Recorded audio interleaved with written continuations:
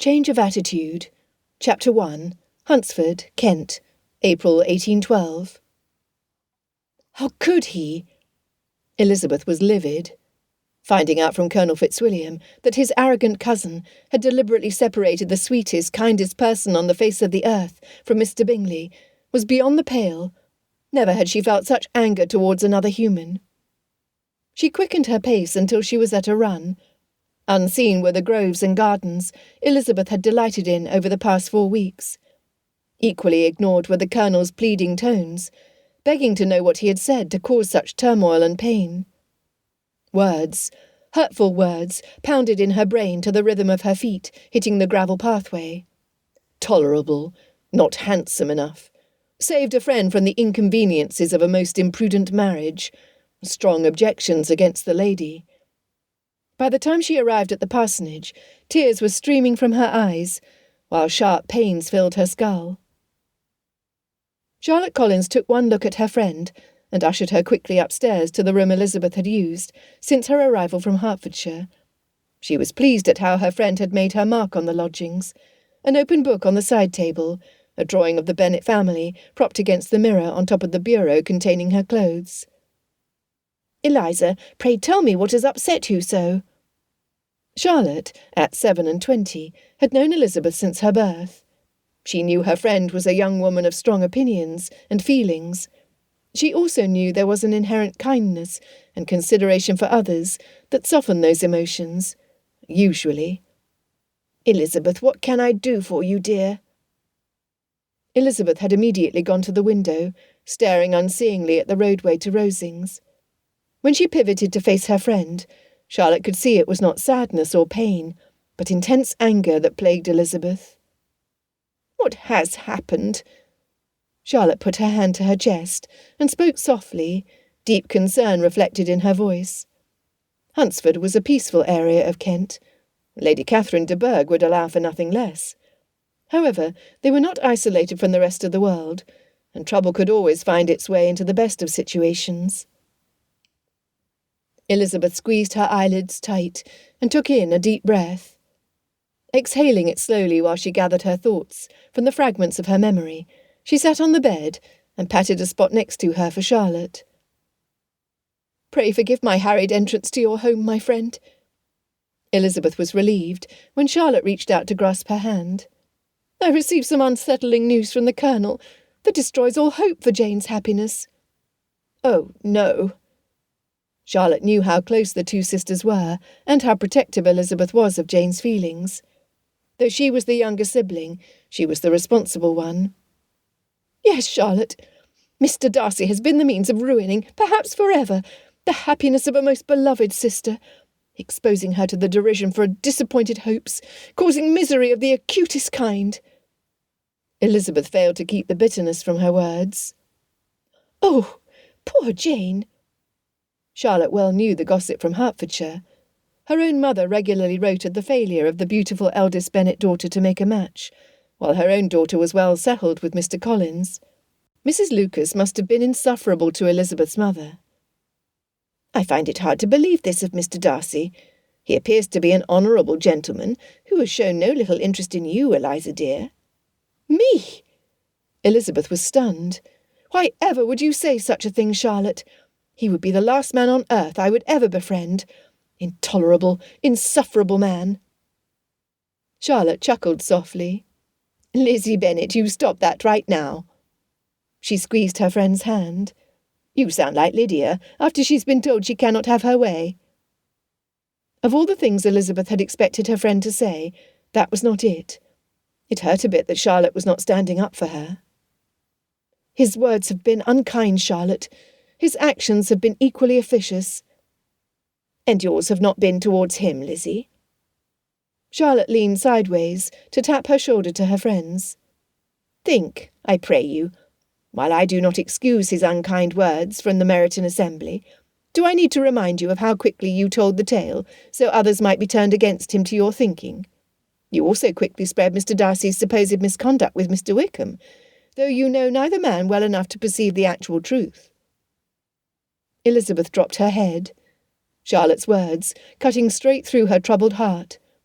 Though they caused discomfort, they were the truth. Think of this as well, Elizabeth.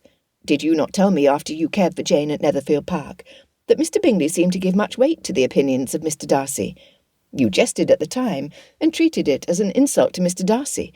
But what would a true friend do? I do know that I, personally, would have my ire raised if someone treated you with the same disdain you have shown Mr. Darcy. What must Mr. Bingley think of you, and by extension Jane? Charlotte, Elizabeth whispered on an exhale. Add this to Jane's shyness and hesitation to display her feelings. What would Mr. Bingley think? Charlotte paused to let it sink in. Surely he would have to conclude that a match with a Bennet would not be wise. He would have no possible means of knowing Jane was falling in love with him. And, Elizabeth, he would have to wonder at being attached to a family who displayed animosity to his closest friend. As amiable as Mr. Bingley is, Eliza, that would be an obstacle few men would try to overcome. Charlotte waited. She knew her friend. She knew her fierce loyalty and her honour. You are correct in everything you have said, Charlotte. Finally, Elizabeth raised her eyes and looked at her friend. I only have to be ashamed at what my feelings and conduct have been. Mr. Darcy's ill-timed words and actions do not excuse my own. Charlotte noted the lift to Elizabeth's chin. You are a true and wise friend, Mrs. Collins. Charlotte chuckled. No, Eliza, I am an observant friend. Elizabeth's mind was in a turmoil. Her heart ached for her sister, and it ached at the thought she might have lost Charlotte's respect. Though 7 years separated them in age, they had been close as siblings. She vowed to improve, but... Charlotte, why do you keep insisting that Mr. Darcy has an interest in me? Surely with the exposure of my own misconduct, he would never condescend to look upon an impertinent country miss. Charlotte smiled. It was as she knew it would be.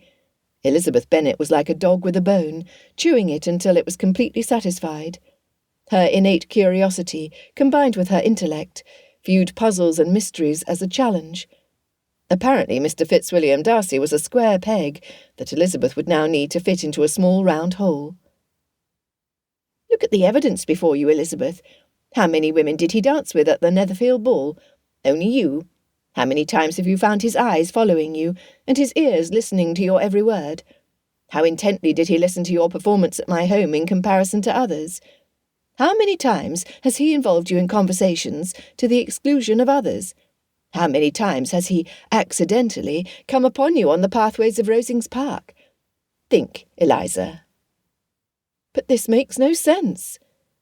Elizabeth's mind was spinning so rapidly it was beginning to ache.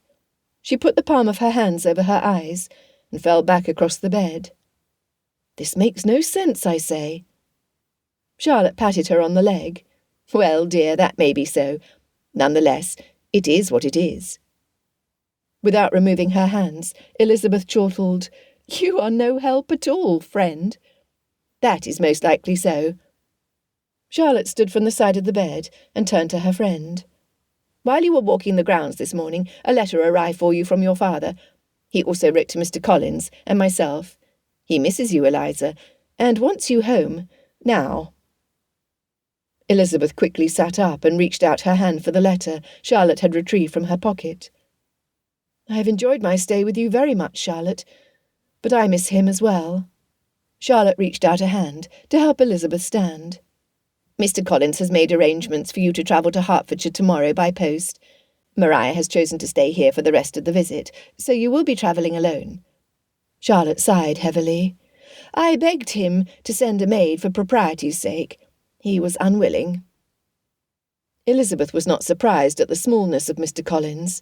He had spent the past 4 weeks extolling the virtues of the mistress of Hunsford Parsonage in an attempt to have Elizabeth regret her decision to reject his offer of marriage, only 3 days before he then offered for Charlotte. It would not be a sacrifice to no longer be in his presence day in and day out. The combined presence of Mr. Collins, his patroness Lady Catherine de Bourgh, and her nephew, Mr. Darcy, had only been tolerable by the wonderful association of Charlotte and Colonel Fitzwilliam.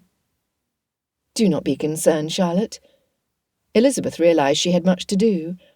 If you would pass on my excuses to the Rosings party for not attending tonight, I would be appreciative. My head is aching, and I need to pack and prepare for my travel." "It shall be done." Charlotte hugged Elizabeth to her, relishing the contact with someone who loved her dearly. "I do believe Mr. Darcy will be disappointed with your absence." "Charlotte!" She chuckled as she left Elizabeth to her tasks. Chapter 2.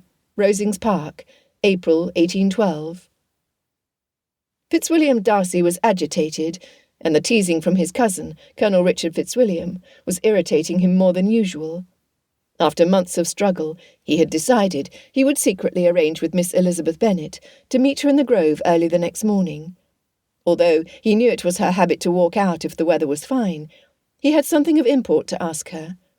It would be the first time an offer of marriage came out of his mouth. He was nervous and filled with exquisite anticipation of her favourable reply. "Would you quit your infernal pacing and sit down?" It was more an order than a question. Colonel Fitzwilliam watched his younger cousin with glee. He spent long months with his regiment, observing men torment and tease each other, and felt he had a superior gift in his abilities against Darcy. Rarely had he seen his cousin so unsettled. Their aunt, Lady Catherine, had increased her efforts to match Darcy with her daughter, Anne. Earlier today, she tried to back Darcy into a corner by demanding his acquiescence to her purpose in front of the parson, Mr. Collins. Darcy was as unbending as their aunt. It had been a spectacular showdown that threatened to culminate that evening. The Colonel only regretted that Mrs. Collins and Miss Elizabeth would be witnesses to the conflagration. They were both good women. "No, I will not." "Are you worried about what our aunt has up her sleeve?" Richard could not help but needle Darcy to see how he would react, to see if he could break that mask of, well, the mask of something. The Colonel was only speculating as to Darcy's concerns. What else could it be but a possible marriage to Anne that has him so upset? "Our aunt? Why would you think I was worried about Lady Catherine?" The confusion in Darcy's voice was crystal clear. "You were not?" The Colonel was confused now as well. If not Lady Catherine, then what had gotten into his cousin? "Certainly I am not." As soon as Richard opened his mouth to comment, Darcy continued, "And I am not talking to you about anything that may or may not concern me, so I pray you speak no more of this. You may talk of the weather or the roads. You may even talk of books, though you read so little other than military strategy that I do not think that particular conversation would last more than 5 minutes." It was said with a huff. Richard huffed back. He stood and poured himself a brandy. He might need the whole bottle before the evening is done. "I only regret the presence of Mr. and Mrs. Collins and their guests tonight. Lady Catherine is in fine fettle, and you are not yourself." Richard had no idea that Darcy would respond as he did. The Colonel caught Darcy's reaction at the mention of the parsonage guests. Aha! It could not be young Miss Lucas, as she had not spoken one word to them since she arrived at Hunsford. No, it had to be Miss Elizabeth Bennet. "I am tolerably fine, Richard," Darcy insisted. The Colonel decided to bait his cousin to see if he'd reached the right conclusion. "I met Miss Elizabeth this morning in the Grove and walked with her for a while." Aha! Darcy not only stopped pacing, he had his arms stiff at his side, with his hands fisted. "Yes, I am on the right track." "I am sure you had a pleasant stroll. Miss Bennet is delightful company." "That she is." The Colonel knew his cousin well. He wanted to laugh out loud, but refrained, knowing he would do so later in his room. "We spoke of marriage. What?" Darcy charged him like a bull to a red flag. Having served in 2 campaigns in Spain, the Colonel knew the fierce look of an enraged beast. It was the look his cousin was wearing at the moment. "Lord, I am enjoying this." "We spoke of the possibility of my entering a marriage arrangement with her." He paused for effect. It worked. Darcy threw his hands in the air and spun around so Richard could no longer see his face. Darcy's hands dropped to cover his eyes. "And what was her reply?" It came out as a whisper. Colonel Fitzwilliam could see the tension in his cousin's back and shoulders. He saw no movement, and realised Darcy had not taken a breath. "She agreed with me." Richard carefully chose his words, speaking them slowly. For a certainty, while they had discussed marriage in general, he had been quick to assure her that his approach to her was for friendship only. He could not afford to take a wife with little or no dowry. Darcy's head dropped. His shoulders slumped. It was painful to see, so Richard decided to put him out of his misery. "She agreed, Darcy, that marriage to me would be impossible." Richard felt relief emanating from his cousin like a wave of the sea. "We also spoke of Bingley, and I offered her praise of you for saving him from an imprudent marriage." The shoulders were again stiff as a sawn board. "Her reply?" The words were crisp and clipped. "I appealed to her not to share the information, as if word were to get around to the lady's family, it would be an unpleasant thing. She was in agreement, and left for the parsonage soon after." "You imbecile! You half-wit!" Darcy spun back towards his cousin and reached out his hands as if to clutch them tightly around the colonel's throat. "It was Elizabeth's most beloved sister I was speaking of, you dolt." Richard groaned as Darcy again threw his hands in the air. "What have you done, Richard?" The colonel said not a word as Darcy resumed his frantic pacing. Richard was not known for his patience, as his troops could certainly attest. Finally, he could stand it no longer. "Why?" He waited until Darcy was headed his direction.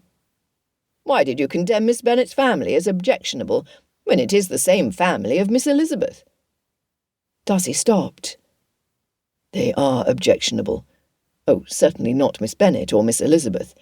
However, the rest of the family are ill-mannered. Mrs. Bennet is solely concerned with matching her 5 daughters with the most eligible men in the county. Mr. Bennet is negligent, and the 3 youngest sisters are vulgar." "I see." Richard put his right index finger up to his chin. "Mrs. Bennet tried to match her daughters with you, then? I could see where you would not like that at all." "No, she did not." Darcy was starting to lose some of his anger to discomfort. "She did not consider you most eligible?" Richard was surprised. Something was not right with this situation. His cousin was one of the most desirable men in England, with his wealth, land holdings, and name. "I did hear her speak of my 10,000 a year on several occasions," Darcy quickly justified. "So she did try to match you with a daughter?" Darcy could hear the puzzlement in his cousin's voice. He decided to be frank. "She did not." Darcy walked to the window and looked out into the twilight. The group from the parsonage would be arriving soon. "I insulted Miss Elizabeth gravely the night we first met, and was my taciturn self on every other occasion where I was in her company. Mrs. Bennet does not wish me for a son-in-law, Richard. Of that I have no doubt." Richard shook his head. His cousin was in a fine mettle. "I see. Do you?" Darcy asked, sarcasm dripping from his tongue. "Do you have any idea how I have struggled for months to overcome my feelings? Do you have any idea the degradation it would be to take Elizabeth Bennet as my wife? Can you begin to comprehend how vile I am for separating Bingley and Miss Bennet, just so I would not be thrown in company with Elizabeth, so I would not watch her walk down the aisle with another man, because she is not of our sphere? Do you?" Again, Darcy walked back to the window, standing as erect as a soldier. "If that is the way you feel, Darcy, you had best let her go." At his softly spoken words, Darcy turned back to him, a look of shock on his face. "You are denigrating the very people Miss Elizabeth loves, cousin. They have created, moulded, and shaped her to be the woman who has finally attracted your attention. And if we were to compare vulgar relatives, Fitzwilliam Darcy, both you and I would be on the short end of the stick. When was the last time Lady Catherine acted with decorum? She has treated Miss Elizabeth abominably by getting into her business and prying where it is not her concern. She epitomises the word indecorous." Darcy sat in the chair next to his cousin and dropped his forehead into his palm, breathing in and out slowly. Yes, I know. Hesitation laced his voice. What are your intentions, Darcy? Richard felt Darcy's discomfort. He knew his cousin's arrogance and pride would bite him one day, and this business with Miss Elizabeth had taken out a big chunk of his ego. You have several times called Miss Elizabeth by her Christian name. This tells me how vested your heart is with the young lady. Add that to her keen intelligence, and you have to realize she is more than aware of how you view her family. With the information I unwisely shared today about Bingley and Miss Bennet, I am sure she is fairly close to hating you. Thank you for that, Richard. Darcy was not a coward. He looked his cousin in the eye, unwaveringly. The Hunsford party will be arriving shortly. I will endeavour to make excuses for your presence as long as possible, while you come up with a plan of attack to win your fair maiden. Richard stood and headed to the library door. You'd best be quick about it, Darcy. I just heard them arrive. Wonderful. Darcy threw himself against the back of the chair, his posture anything but erect. Just wonderful. Chapter 3. Elizabeth had been asleep when Charlotte had returned from Rosings, so it was not until the morning when the plans made the night before had been told to her. Mr. Darcy and Colonel Fitzwilliam had decided on an early departure from Rosings for London, and offered her transport to the home of her aunt and uncle Gardner on Gracechurch Street near Cheapside. It is not to be borne! Elizabeth chuckled to herself as she realised her opinion mirrored a common utterance from Lady Catherine. Possibly she had been in Kent too long. During the night, the silence of the room had clashed against the turmoil of her thoughts. Elizabeth pondered over and over the words Charlotte had shared. Had she been judgmental? Certainly. Had her own conduct been improper? Absolutely. It shamed her to realise how critical she had become, not only of Mr. Darcy, but of her own parents and younger siblings as well. Shame on her. If she would only be half as sweet as Jane, Elizabeth would be a better person. She sighed. She was not, nor could ever become, Jane Bennet. Lady Catherine had called her an obstinate, headstrong girl early in their acquaintance. At the time, Elizabeth had been proud to have stirred such an opinion from her hostess. However, upon reviewing the conversation, she was disappointed in how argumentative and assertive she had been to the older woman. Elizabeth was not only a guest in Charlotte's home, she was a guest at Lady Catherine's table.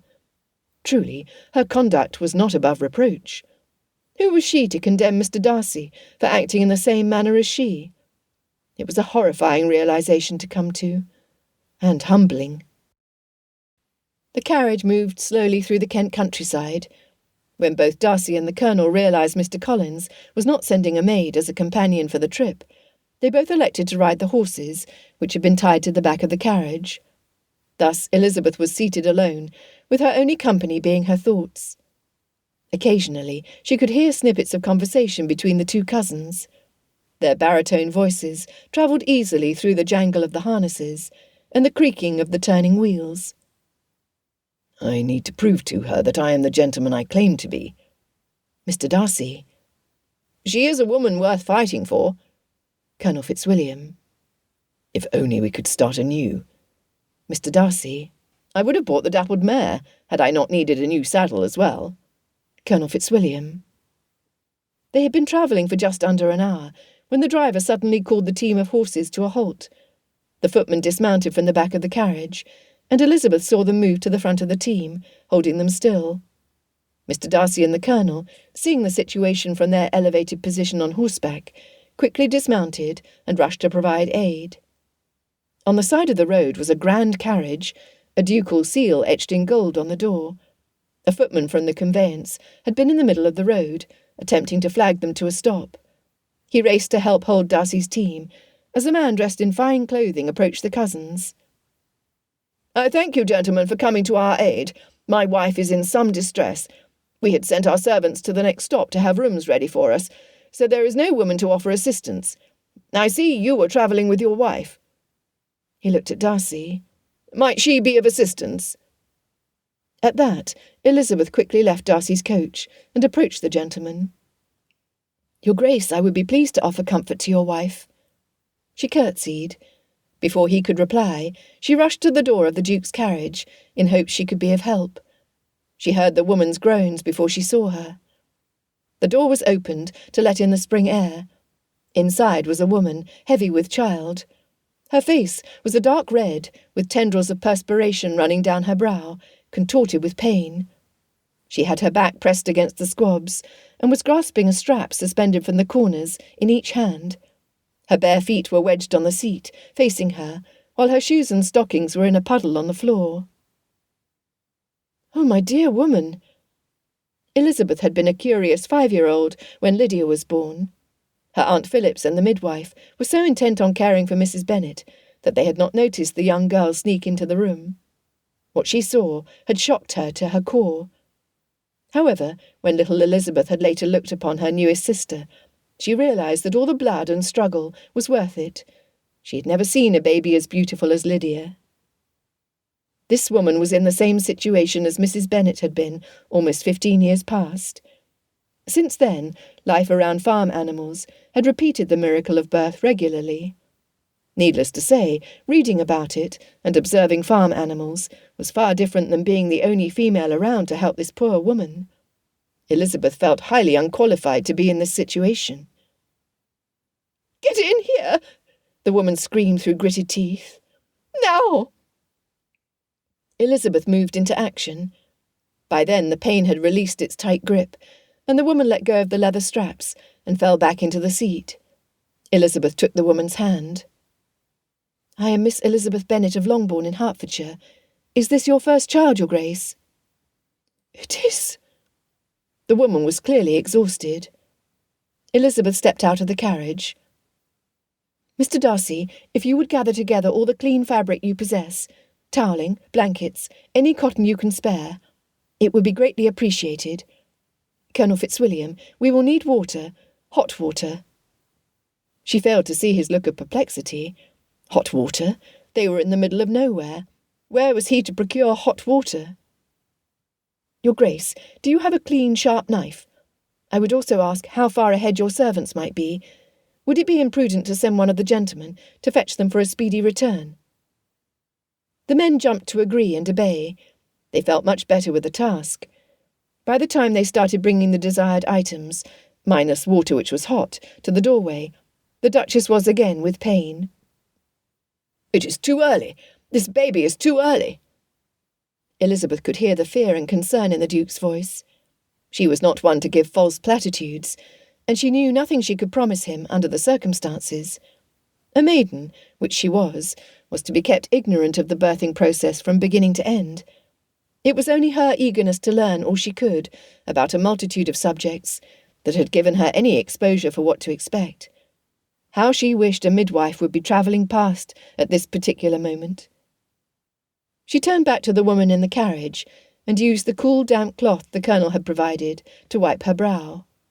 Once the pain eased, "Do you feel the pains increasing in frequency and in length?" With horror, she realised her question came from the recent birth of a prize foal in Longbourn's stable. Again, Elizabeth was where she was not supposed to be, hidden in the hayloft to watch the birth. She recalled it was a question her father had asked of the head groomsman just before the colt was born.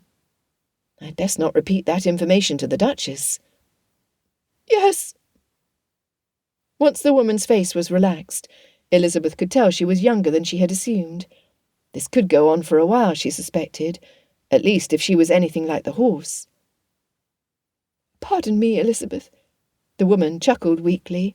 "I am Lady Mary Winters, Duchess of Devondale. My husband is Lord Malcolm Winters. I believe you will soon meet our son or daughter." It was said with a smile. The women could hear an animated conversation outside the carriage. "Foolish, foolish me," the Duke ranted. "I felt it was safe to travel to town as there was 2 months before we expected a birth. 2 months." "Your Grace, what is done," Darcy replied. "I have no doubt that Miss Elizabeth will provide the best of assistance. She is both intelligent and kind, sir. I believe you could not have hoped for better care for your wife." Elizabeth was stunned. She even peeked out the window to verify it was actually Darcy who had spoken. It was. "Your Grace," Elizabeth began. "Pray call me Mary." The pain hit even harder than the last time. Mary started to pant in short, intense breaths. "Oh, I believe the baby is coming. Elizabeth, oh, help me." Elizabeth recalled the absurd position the midwife took with Mrs. Bennet, though the rest of the experience was hazy, and moved herself between the bent legs of the Duchess. She grabbed blankets and towels, as Mary instinctively raised her gown. The only book she had clandestinely read about birthing babies indicated there needed attention to separating the baby from its mother. She shuddered at the thought of what was to come. She prayed, fervently. The dark crown of the baby's head was visible. Fear and anticipation ran through Elizabeth like a lightning bolt that hit too near. "I see it, Mary." Excitement filled her voice, while fear clutched her heart. "I do not care, Elizabeth. I just want it out." Mary pushed with a fierceness that threatened to pull the thick leather straps from the ceiling, where they were solidly fastened. Her muscles quivered and shuddered as she groaned a keening wail. "Mr. Darcy!" She heard him come running to the doorway. Untying her bonnet, she commanded, "Tear the ribbons off and straighten them out, quickly." Within seconds, he thrust 2 long ribbons through the window. "I thank you, sir." His retreat was rapid. It occurred to Elizabeth how differently a man responds to a birth than a woman. Women rush to see the mother and baby, are drawn like bees to honey. Men, they slap one another on the back and congratulate the father for a job well done, but have little to do with the birth or the child. At least, that was the experience in the Bennet household. The process moved at a good pace, and soon, to the relief of the mother, the child was born. Elizabeth rotated the baby to clean the mucus from its nose and mouth, thankful for the book's instructions, and saw the evidence they had a son. He was small, much smaller than Lydia had been. Of course, Elizabeth had been so little when her sister had been born that she was not a good judge of size. 10 fingers, 10 toes, 2 eyes and a nose. She looked at Mary with a smile. "You have a son." Making use of the ribbon and the knife, Elizabeth quickly separated the child from the birth sack. As she wrapped him in a towel, swaddling him to keep him content, Mary started panting again. Elizabeth knew what followed, so called to the men to fetch the baby, while she cared for the mess to come. Only there was no mess. There was another dark circle, pushing its way from the womb. "Oh, my goodness, Mary, you are having twins." It was another few frantic minutes before the next child appeared. Another boy. Elizabeth hoped there were no more, as they were quickly running out of towels. "Mr. Darcy, please come." She heard his footsteps approaching. She handed him baby number 2 and turned back to the mother. By the time the birth was complete and a measure of cleanness had been achieved, the women heard an approaching carriage and the Duke's call of recognition. Help had arrived. Chapter 4. It seemed like hours later before the carriages were ready to depart. The babies had been cuddled and fed, the Duchess quickly taking to nursing her children, to the amusement of herself and her husband. It just was not done for someone in their position to care for such a task. It would be a slow, cautious trip for them to London. Elizabeth could already tell that the Duke would fuss over each and every bump, as would the Duchess. Elizabeth sighed with contentment. The love and respect the Duke had shown his wife, uncaring of who was a spectator of these emotions, assured Elizabeth they had a love match. The children were welcomed heartily. Mary had explained they had been married 6 years and had despaired of having an heir. With the twins, they had an heir and a spare. Elizabeth was delighted for them all. She was a mess. Even though she had used the last clean towel to wash her arms and face, her dress was soiled. There was no place to change to other garments until they reached the next coaching inn. It would have to do. Her bonnet had been destroyed, but again it would have to do. She had no idea where her gloves had gone, though she suspected they were balled up with the blankets and towels, now inside the servants' coach. Elizabeth was surprised when Mr. Darcy approached her to assist her into his carriage. "Would you mind if I rode inside with you for a bit?" Darcy was hesitant as he asked. She chuckled. "Mr. Darcy, I do believe the bounds of propriety have been breached from the moment I climbed into your carriage this morning. At this point I see it would make little difference." Elizabeth gestured into the interior. "Pray join me." The feel of his ungloved hand against hers was unexpected. She paused in stepping up into the carriage and looked at him, really looked at him. Darcy had a soft smile on his mouth, which rendered him exceedingly handsome. Elizabeth was surprised she had never noticed. "Miss Elizabeth, are you well?" Darcy's smile grew. "I am." She looked behind him for the Colonel. "Will your cousin not be joining us?" "He will not." The look of a man intent on a mission entered his eyes. It was the first time she had noticed that particular expression. All of a sudden it dawned on her. All this time she had been intently studying him, as much as he had been examining her. How humbling. As Darcy settled across from her, he began speaking. "Do you like children, Miss Elizabeth?" "I do." "When you marry, do you hope to have many children?" "Enough to fill my home with learning, laughter, and love, Mr. Darcy. You?" "I feel very much the same. Pemberley has been quiet for far too long." Her answers to his bold questions had been as expected. It gave him the confidence to continue. "Miss Elizabeth, it has been brought to my attention by my cousin that my conduct has been unpardonable and has merited the severest reproof. I cannot think of it without abhorrence. I have been a selfish being all my life, in practice, though not in principle. As a child I was taught what was right, but I was not taught to correct my temper. I was given good principles, but left to follow them in pride and conceit. Unfortunately, as an only son, for many years an only child, I was spoilt by my parents, who, though good themselves, my father particularly all that was benevolent and amiable, allowed, encouraged, almost taught me to be selfish and overbearing, to care for none beyond my own family circle, to think meanly of all the rest of the world, to wish at least to think meanly of their sense and worth compared with my own. Such I was, from 8 to 28, and such I might still have been but for you, Miss Elizabeth. What do I not owe you? You taught me a lesson, hard indeed at first, but most advantageous.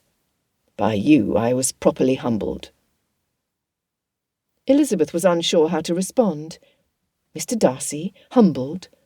Her own opinion of herself had taken a beating over the past 24 hours. His comments had been entirely unexpected. Eventually, she decided to follow his lead. "Mr. Darcy, the task undertaken by Colonel Fitzwilliam, which brought you such clarity of feeling, was also accomplished by my good friend Mrs. Collins. I, too, was humbled to realise my first impressions most probably were not accurate. You see, I have held you to blame for my sister's unhappiness, for injustice towards Mr. Wickham, and for speaking in company about your opinion of me. I wrongly shared that blame with anyone who would listen to me. In this, I am like my mother, a gossip of the worst kind." She held up her hand to stop him from commenting when she saw his mouth opening. "What for me is most difficult to face is the disdain I showed my own good friend for marrying a ridiculous man. Yet in truth I was the one deserving of ridicule." Elizabeth took in a breath and held it, gathering her thoughts into order. "You see, though I believe I would make an excellent mother if I had the opportunity, I do find because of my impertinence and conceit that I would not be a good wife. So the point is moot." "You regret refusing Mr. Collins?" Darcy was horrified at the thought. "Oh, not at all, sir." Elizabeth cleared her throat so she could continue. "I regret not being more supportive and understanding of Charlotte's circumstances. It is a good match for her, and she is contented." It still puzzled Elizabeth that this could be so, but it was not her place to try to understand. "Charlotte showed her maturity by not denying me her company. She knew how I felt about her marriage, yet she welcomed me like the wonderful friend she has always been." Mr. Darcy, though Mrs. Collins's roots are in trade, she is a much better person than I could ever be." Elizabeth twisted the single ribbon still attached to the bonnet laying in her lap. "I must make it my goal to be as kind as Jane, as good as Charlotte, and as accomplished as Miss Bingley." Darcy laughed as she hoped he would. He was a beautiful man when he smiled. "I pray, Miss Elizabeth, that you accept my apologies for my ill treatment of you and your family. My intention is to seek out Bingley once we arrive in London, to correct my mistake in influencing him inappropriately. I would also like to take this opportunity to enlighten you as to my dealings with Wickham. For confirmation of all the details, you may apply to Colonel Fitzwilliam, as he is in receipt of all information pertaining to that miscreant." Darcy leaned forward in his seat, to where his knees almost touched hers. "But for us, Elizabeth, my desire is to take a chance with an impertinent, headstrong girl. My hope is to fill my home with learning, laughter, and love." He reached for her hands, which she gladly gave up to him. "Elizabeth, I never want to forget this day. It is a day of miracles. I am hoping, after all that has occurred, you will grant me the greatest honour by agreeing to a courtship where we can learn to know each other. It is my hope this arrangement will lead to its natural conclusion, matrimony. With this said, I beg you not to change, to make no alteration. You, as you are, claimed my heart and my soul. I will love no other." Darcy bent his knee in the confines of the carriage and clutched her hands even tighter. "Pray, accept my offer." Elizabeth could hardly breathe. The messages moving between her heart and mind were screaming for the only answer she was willing and able to give. "Yes, Mr. Darcy, I accept your offer of courtship." Elizabeth shook her head. Darcy saw her look of puzzlement. "Whatever is the matter, Elizabeth?" "You will have a difficult task ahead of you, Mr. Darcy. I have had such a change of attitude since arriving in Kent. My father is never going to believe this." He looked at her closely. "I feel the same. But do you believe this?" "I do, Mr. Darcy." Elizabeth smiled at him until her eyes twinkled. "I certainly do." "I would tell you about their first kiss, but you would swoon. So we will end it here, knowing our couple lived happily ever after. The end."